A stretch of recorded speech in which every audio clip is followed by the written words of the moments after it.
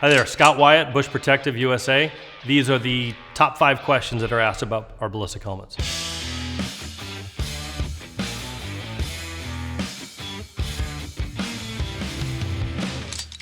They are, but it's a trick question because there is no 3A certification. In fact, the original certification comes back from a test that was created in 1975 and it was revised in 1981. That is technically the last direction that the NIJ gave on helmets.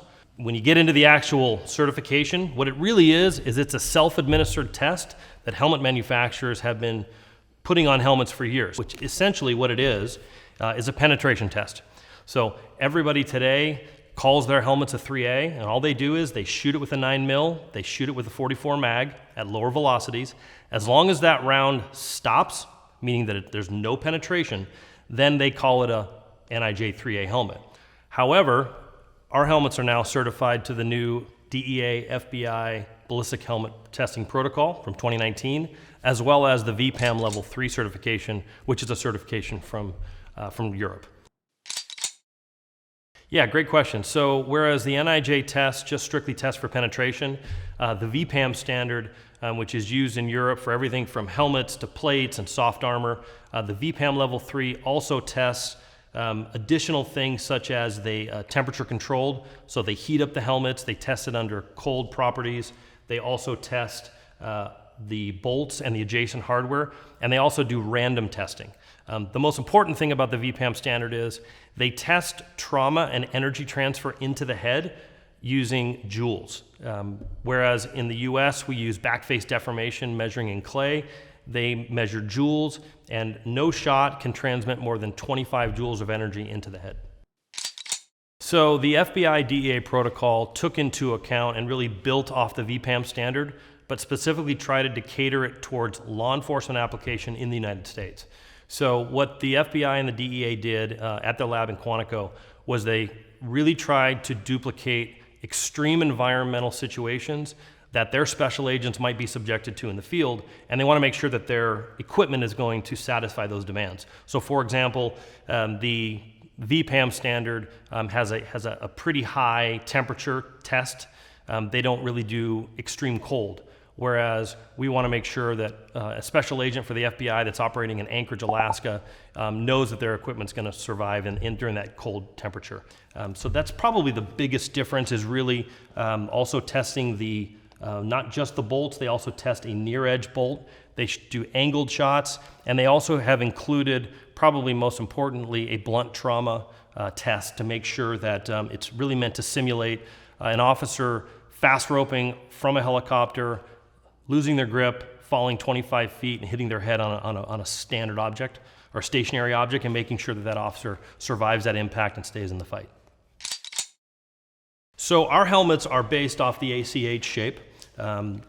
We use an extra large ACH shell, and then we use our adjustable proprietary wheel harness system, and we have cam straps to be able to have 4-point adjustment. So whereas most helmet manufacturers are making 4 helmet sizes, that's because of the military, and they're trying to translate this into law enforcement. We found that we could offer, number one, an easier sizing system that works for everybody. You don't have to have different sizes, especially these days. Some agencies will keep a helmet on a particular vehicle in a squad, maybe in a fire engine. Oftentimes there'll be one helmet for each seat. So we really wanted to have a one-size-fits-all solution. In the 6 years that I've been working with Busch Protective, I've only had one individual that couldn't be sized with our helmet.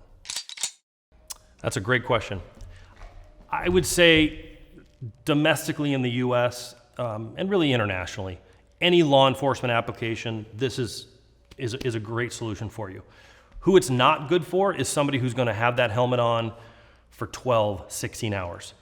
To be able to achieve the ballistic performance that we do, this is a aramid helmet, maybe half a pound heavier than some of the lighter weight ones that are out there in the field.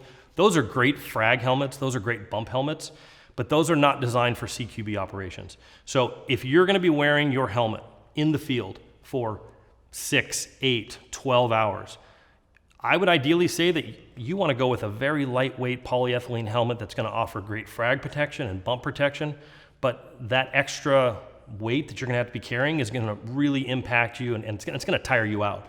So if you're ideally wearing your helmet for an entry, half an hour, 2 hours, the little extra bit of weight that you're gonna have is really gonna be perfect. We customize the helmets for each individual officer, for each individual mission. So for patrol, you might want full cut helmets. Some of the federal agencies really like mid-cut, is in between, and a lot of the SWAT teams and the higher speed operators that need to be more mobile within a close environment, they want to go high cut and they want to get their comms on there. So really most law enforcement applications, you're going to be good to go. Again, my name is Scott Wyatt with Busch Protective. You can visit us at bushprousa.com. If you have any questions, you can also reach out to us at inquiries@bushprousa.com. That's BUSCH. Thanks very much.